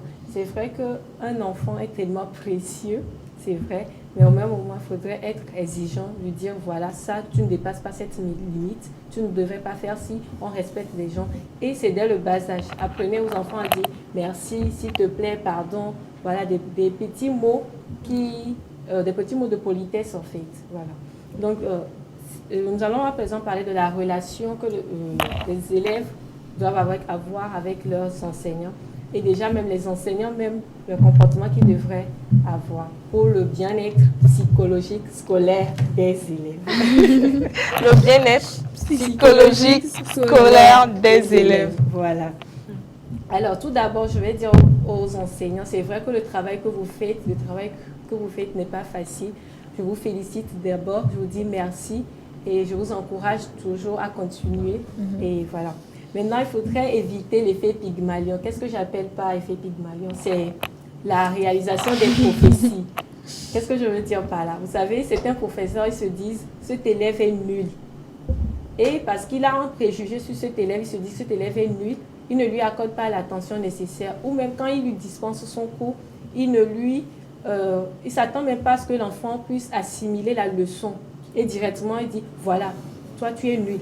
Déjà, il a déjà cette pensée-là, l'enfant est nul. Et quand il commence à donner le cours à l'enfant et que l'enfant ne réagit pas comme il voudrait que l'enfant réagisse, il se dit, ah voilà, là, il confirme déjà son préjugé qu'il avait sur l'enfant. Ça peut être sur une classe donnée ou sur un seul enfant. Donc, il faudrait déjà éviter l'effet Pygmalion. Essayer d'accorder à tous les élèves. C'est vrai, ce n'est pas facile. Nous soyons objectifs, ce n'est pas facile, mais essayer de voir tous les enfants comme les mêmes et de leur donner à chacun l'attention particulière qu'il faut. L'effet Pygmalion. Oui. Calepin et stylo. On en parle toujours. Vas-y, Réveille. Voilà, être disponible et compréhensif envers les enfants. Les enfants, même si je dis de les mettre tous au même niveau, ils ne sont pas égaux. Chacun avec sa capacité de comprendre, d'assimiler, d'analyser et d'apprendre les cours. Donc il faudrait déjà essayer de comprendre que tous les enfants n'ont pas la même capacité de mémorisation. Et petit à petit, de les intégrer, de faire en sorte qu'ils soient motivés, qu'ils aiment ce qu'ils font. Et si c'est un seul enseignant, parfois, au cours primaire, d'habitude, c'est un maître ou une maîtresse, d'être une source de motivation pour les élèves. Vous savez, je ne sais pas si pour vous, à l'école, est-ce que vous avez un professeur particulier? Si c'est lui, vous ne ratez pas le cours, c'est le professeur qu'on attend. Je ne sais pas, vous avez déjà eu J'en ai toujours eu, moi. J'en ai eu. À chaque classe, on a un professeur comme ça. Quand bien même qu'il est ouvert, il rigole et tout, mais les enfants ne l'embêtent pas. Voilà. Donc, il faudrait que les professeurs arrivent à instaurer ce climat de confiance, à éviter de juger les enfants, de les dénigrer. Toi, tu es nul, toi, tu ne vaux rien. Toi, tu es très été. Ça crée de la jalousie entre les élèves et ça ne permet pas à la classe d'avoir une bonne cohésion pour bien se développer. Donc, aux professeurs, voilà. Et aussi de se faire respecter.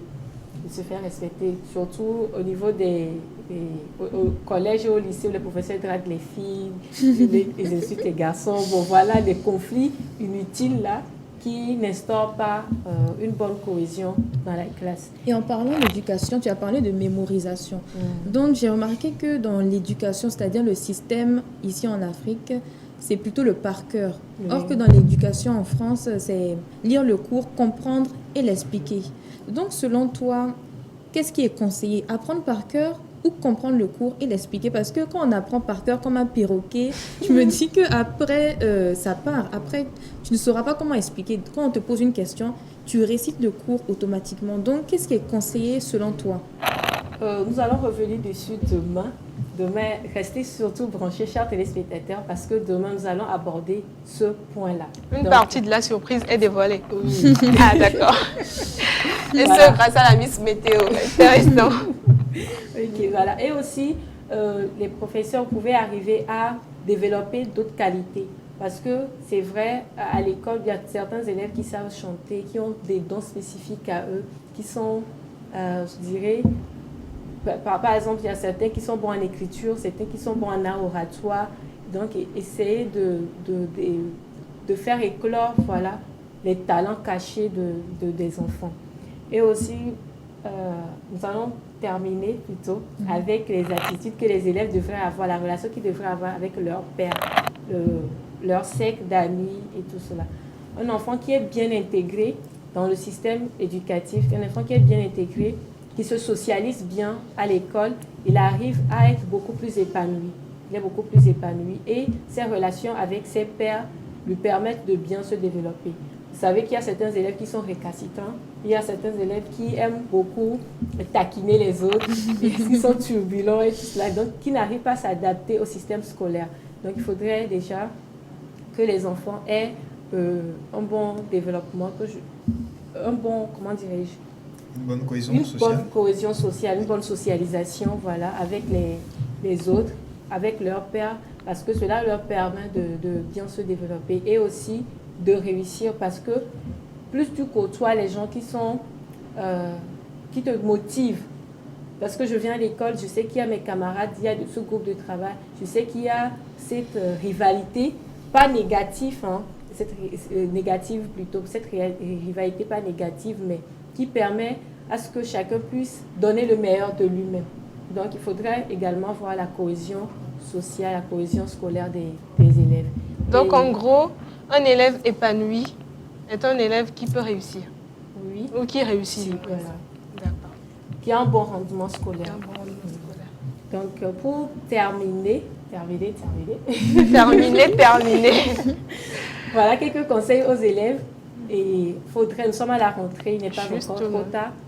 Organisez-vous bien, avoir un emploi du temps, limiter le temps sur les réseaux sociaux, avoir un planning, pratiquer du sport, soyez assidus, respectueux envers vos parents, vos enseignants et envers vos camarades également. Il faudrait qu'il y ait un respect mutuel et aussi essayez d'exprimer vos sentiments, vos émotions, parce que c'est très important. Le développement, parfois le développement affectif influe sur le développement scolaire des enfants. Donc, il faudrait apprendre également à exprimer ses émotions. Et surtout, c'est là que les parents rentrent en jeu. Par la discussion tout le temps avec les enfants, vous pouvez savoir si l'enfant est en train de subir un harcèlement à l'école, ce qui fait en sorte qu'il n'arrive pas à bien s'adapter au système scolaire. Donc, voilà. Très, très, très intéressant. Alors, aujourd'hui encore, on est dans l'optique de demander à nos parents d'être très, très vigilants envers leurs enfants. Et ça devient quelque chose de vraiment, vraiment, vraiment, vraiment important dans la société maintenant, avec tout ce qui se passe, avec les histoires d'Internet, de web. Alors, très chers parents, restez surtout vigilants avec vos enfants, c'est très important. J'espère que vous avez suivi avec attention l'intervention de Rewena. Merci Rewena. Merci. Tu nous éclaires toujours un peu plus chaque jour. Très intéressant. Je te remercie. Très chers téléspectateurs, restez surtout connectés. Nous revenons tout de suite. Branchez calepin stylo.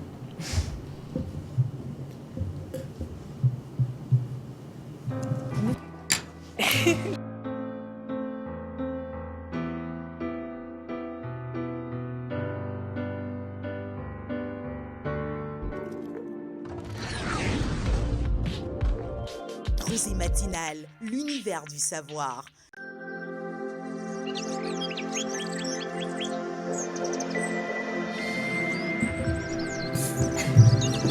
Rosée matinale, l'univers du savoir. De retour sur le plateau de la Rosée matinale, très chers téléspectateurs, nous sommes toujours dans l'optique de rendre votre lundi rose. Voilà. Et votre semaine également, parce que c'est le début de la semaine et tout se joue aujourd'hui. Du moment où la matinée est bonne, la matinée de lundi est bonne, c'est que la journée sera bonne, c'est que la semaine sera bonne. Et à ma gauche, j'ai quelqu'un de très particulier dans la génération Rosée matinale. Bonjour Deadlax.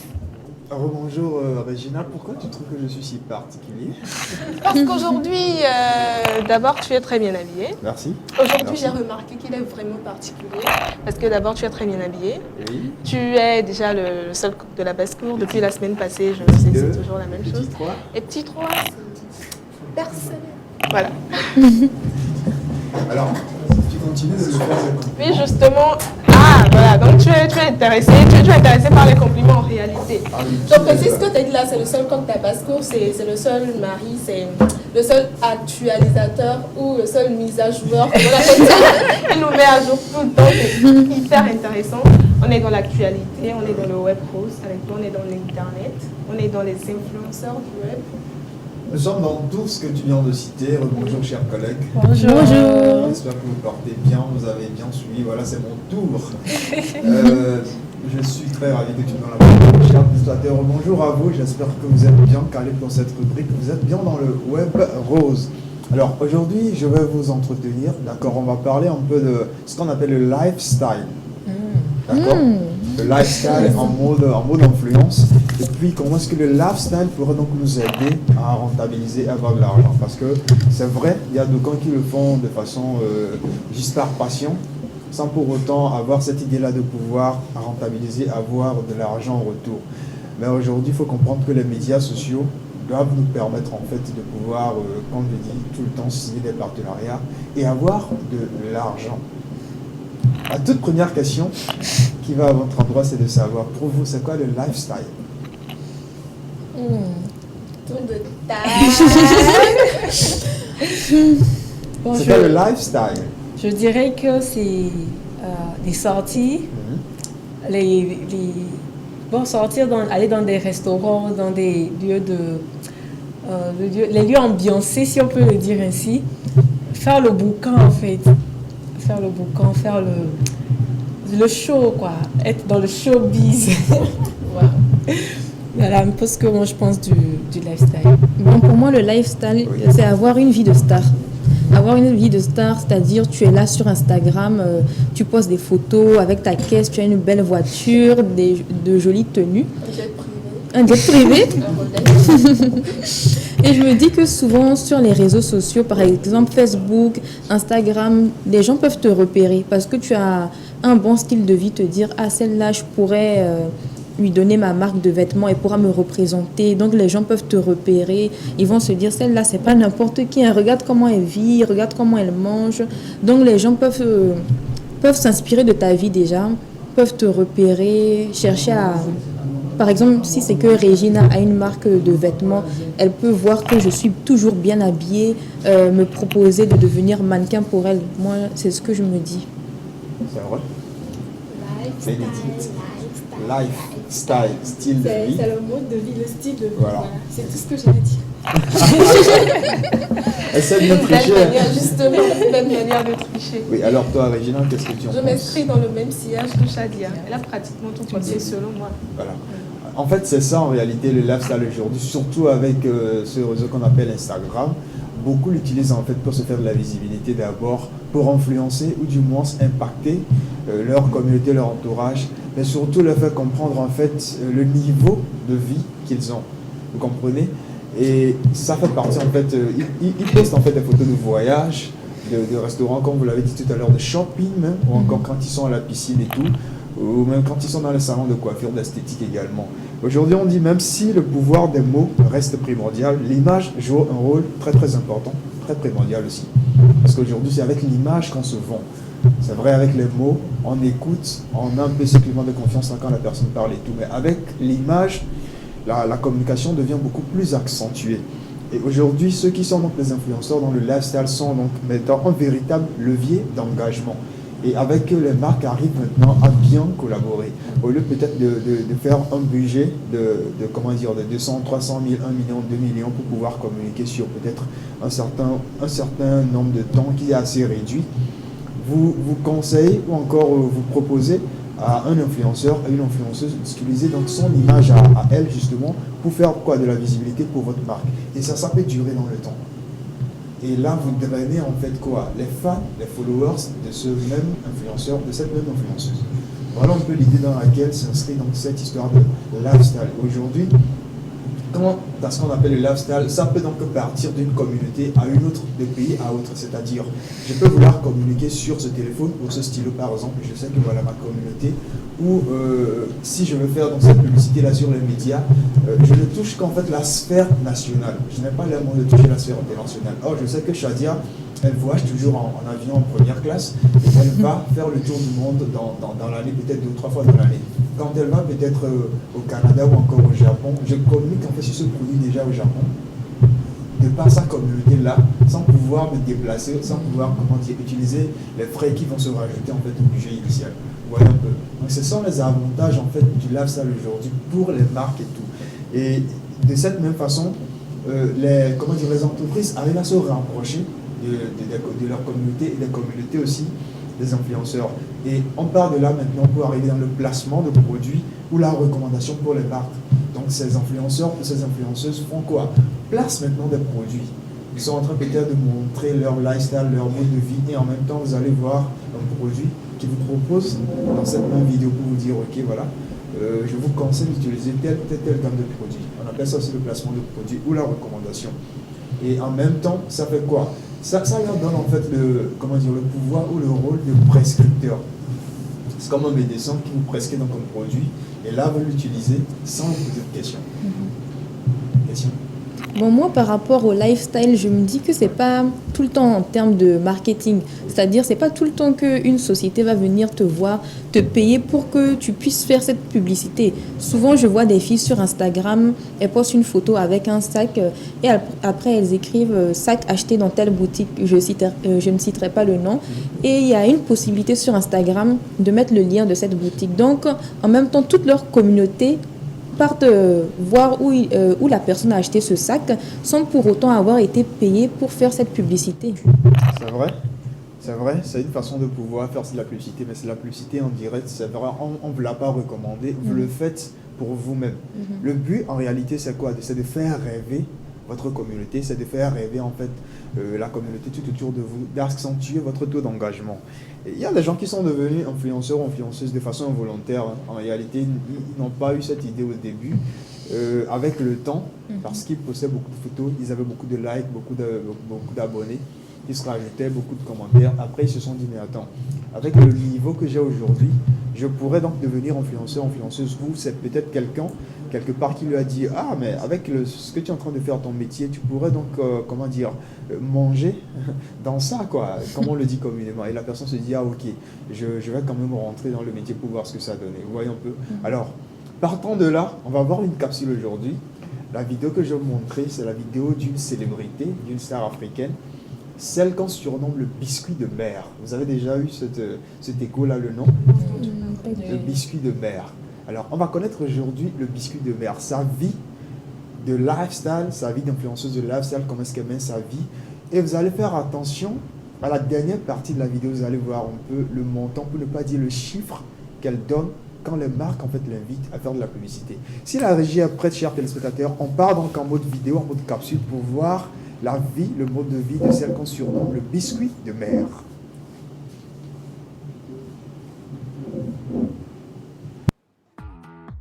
Coco Emilia, 29 ans, alias Biscuit de mer. 776 000 abonnés sur Instagram. Son truc à elle, c'est le luxe.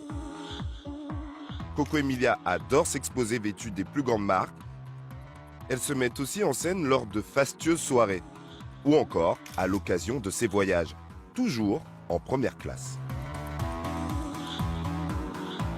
Voilà, à peu près, à quoi ressemble ma page. Tu fais la chasse au Et like? en même temps aussi, non, pas du tout, parce qu'en même temps, il y en a beaucoup qui regardent sans liker.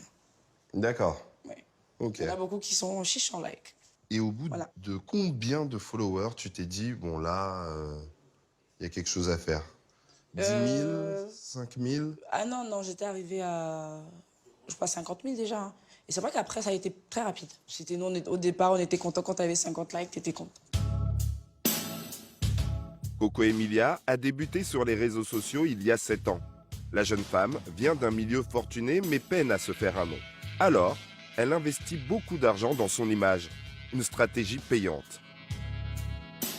En 2 ans, et en postant tous les jours, elle a su créer autour d'elle une base de près de 800 000 fans. Et la création de photos, alors, parce qu'on les voit, elles ont toujours l'air très travaillées. Ah non. On a l'impression, des fois, que vous êtes en pleine réflexion. Non, après c'est bon, on tape des pauses. Ça fait partie du jeu, mais rien n'est jamais calculé. Hein. Elle totalise des dizaines de milliers de likes à chaque photo. Pour atteindre ce chiffre, elle ne quitte jamais son téléphone et publie chaque instant de sa vie. Vous vivez votre propre télé-réalité. Oui, et le jour où je filme pas, c'est des messages de plainte. Ah bon? Qu'est-ce qu'il y a? T'es malade, on supporte pas, ça fait déjà 8 heures que t'as pas snappé. Et c'est pas dur quand même d'avoir ce regard des fans tout le temps? Si, c'est dur parce que tu te demandes souvent, mais si je fais ça, ça va être interprété comment? Mais après, au début, je me posais la question, mais maintenant, je me suis dit, si je fais ça à chaque fois, je vais jamais vivre ma vie. Donc, je vais te faire visiter l'étage. Ok, très bien. Et pour garder le lien de proximité avec ses fans, elle les fait entrer jusque dans sa maison, dans son couloir ou encore sur son balcon, mais surtout dans sa piscine. Une maison conçue à l'américaine, cuisine immense, salon de luxe, la jeune femme a fait venir tout le mobilier de Dubaï. On est loin des maisons typiques africaines là. Ah C'est non, moi j'aime tout ce qui est un peu moderne. une maison que vous avez toujours rêvé Oui, d'avoir. Oui, oui, oui. J'ai vu, en fait, j'ai vu beaucoup plus vu cette architecture aux États-Unis. Donc, du coup, je me suis dit un jour, si j'ai une maison, elle sera comme ça. Mais la pièce qu'elle préfère, c'est sa terrasse. Au petit jardin d'Éden. Comment ça a débuté en fait cette histoire? C'était juste pour ça, je pense que j'étais à chaque fois au bon endroit, au bon moment, avec les bonnes personnes. C'est quand même un petit peu calculé, vous y avez pensé? Alors là, pas du tout. Vraiment, c'est vraiment pas du tout. Je vivais juste ma vie, en fait.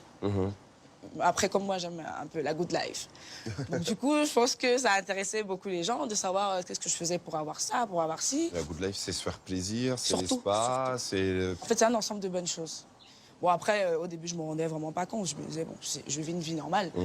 Et c'est quand j'ai commencé à recevoir des demandes de partenariat, on me proposait d'être payée pour assister à des événements. Je me suis dit, mais qu'est-ce que j'ai de spécial? Pourquoi moi, je suis pas star, je suis pas... Je comprends pas. Et puis, bon, je pense qu'après, chacun a son aura, quoi. Rien n'est calculé, mais tout est préparé. Très vite, elle comprend qu'elle peut gagner sa vie avec Instagram. Elle est contactée par les marques pour faire leur promotion sur ses réseaux sociaux, contre rémunération. Question comme ça, mais les plus gros cachets sont de combien? Ah non, je peux pas donner mes prix. Bon, les premiers. Le premier était de combien? Le premier, il était de 4,5 millions. Et une marque... Pour 6 mois. D'accord, mèches, vêtements, cheveux, Maquillage. maquillage. Si elle ouvre grand les portes de sa vie privée à ses fans, Coco Emilia reste discrète sur les questions financières. Eh bien voilà, chers téléspectateurs, vous avez suivi avec attention donc cette capsule, cette vidéo de Coco Emilia, donc cette influenceuse africaine, surtout sur Instagram, et vous l'avez compris, donc à la fin, un premier contrat pour elle, un chiffre de 4,5 millions pour un premier contrat avec une marque de, je crois, de produits cosmétiques justement. On en parle. Elle fait donc de ça un mode de vie. Elle dit qu'aujourd'hui, elle ne peut pas s'en passer quand même de faire des vidéos.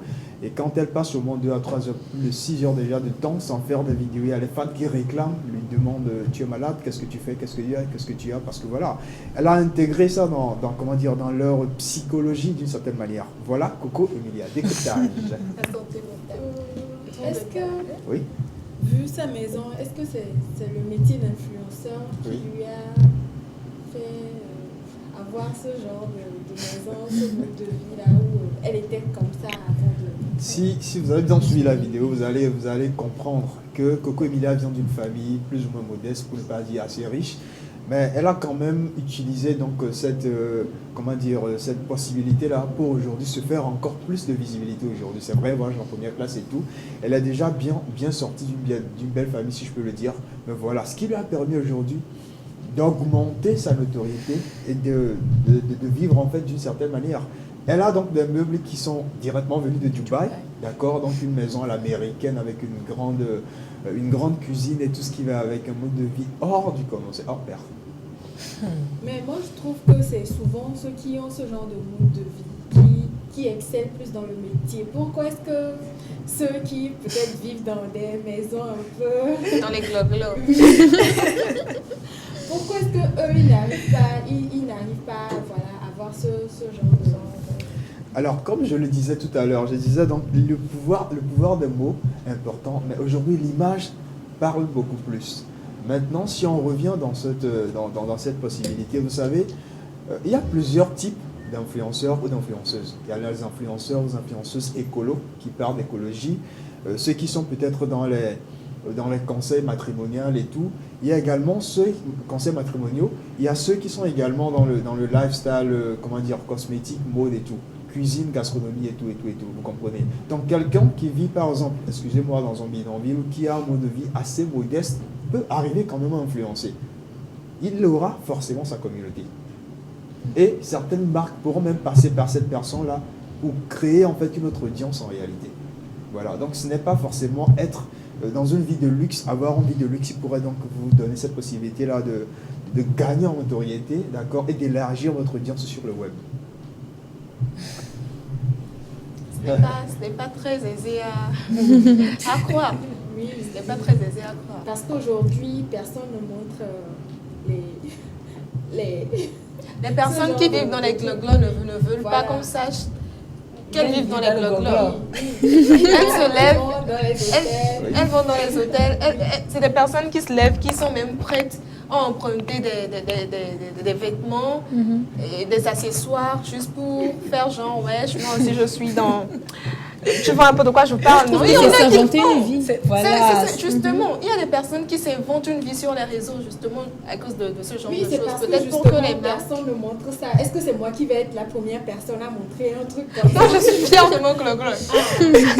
Sérieux. Ce qu'il faut comprendre en réalité, c'est qu'il y a des gens qui influencent de façon très très naturelle et authentique. Il faut partir de cette authenticité. Si vous voulez signer avec des marques, il faut partir de cette authenticité, d'avoir une certaine crédibilité. Coco Emilia aujourd'hui a une crédibilité. Personne ne dirait que Coco a inventé sa vie sur les réseaux sociaux. Vous comprenez? Donc si vous partez sur cette base-là de l'authenticité, de l'originalité, vous pouvez donc toucher à la sensibilité humaine. Les gens vivent dans des quartiers où il n'y a rien, ils montrent un peu la vie, la réalité de ce qui se passe dans ces quartiers-là. Et les marques arrivent peut-être donc à toucher ces personnes-là pour faire de la publicité. Supposons par exemple que UNESCO, UNICEF, ce genre d'institutions, donc organismes, veulent peut-être avoir donc, une politique pour pouvoir aider, venir en aide à ceux qui vivent dans ce genre de situations, des situations précaires. Et ils vont donc jusqu'à trouver quelqu'un qui influence de par cette authenticité, cette réalité-là de la vie de ces personnes-là. Vous voyez un peu déjà ce que ça peut ramener à sa communauté et à toute la population. Voilà, il faut partir sur la base de l'authenticité et de l'originalité. Très très intéressant. Très très important, autrement dit, il faut rester authentique. Tout à fait. Moi, un premier cachet de 4,5 millions. Vous en pensez quoi? C'est waouh. Moi je pense que sérieusement l'image est très importante. Voilà. Finalement c'est vrai, on dit que l'habit, les gens disent que l'habit ne fait pas le moine. Et il y en a d'autres qui disent que c'est par l'habit qu'on reconnaît le moine. Je connais une personne qui aime faire ça. Quand tu lui dis l'habit ne fait pas le moine, la personne te dit c'est par l'habit qu'on reconnaît le moine et c'est très important. Et c'est très important, c'est sur cette note que je termine ma rubrique, chers téléspectateurs. On se retrouve demain dans le Web Rose pour une autre aventure. D'ici là, restez scotchés. Merci d'être là, de nous avoir mis à jour encore aujourd'hui. Pour les personnes qui ne connaissaient pas Biscuit de mer, aujourd'hui c'était l'occasion de la connaître justement, Coco Emilia, Biscuit de mer. Peut-être que la dernière fois on parlera d'une autre personne. Et voilà, je suis... Biscuit de désert, pourquoi pas. Il faudra peut-être commencer par prendre ce pseudo, Biscuit de désert Shadia. Alors, très chers téléspectateurs, je vous remercie d'avoir suivi avec attention notre émission. Et aujourd'hui, c'est le lundi rose. Demain, nous serons là pour le mardi rose. La semaine sera rose de toutes les façons. Je remercie ma belle équipe, Deadlax, Bénédicte, Rewena et Shadia, la Miss Météo.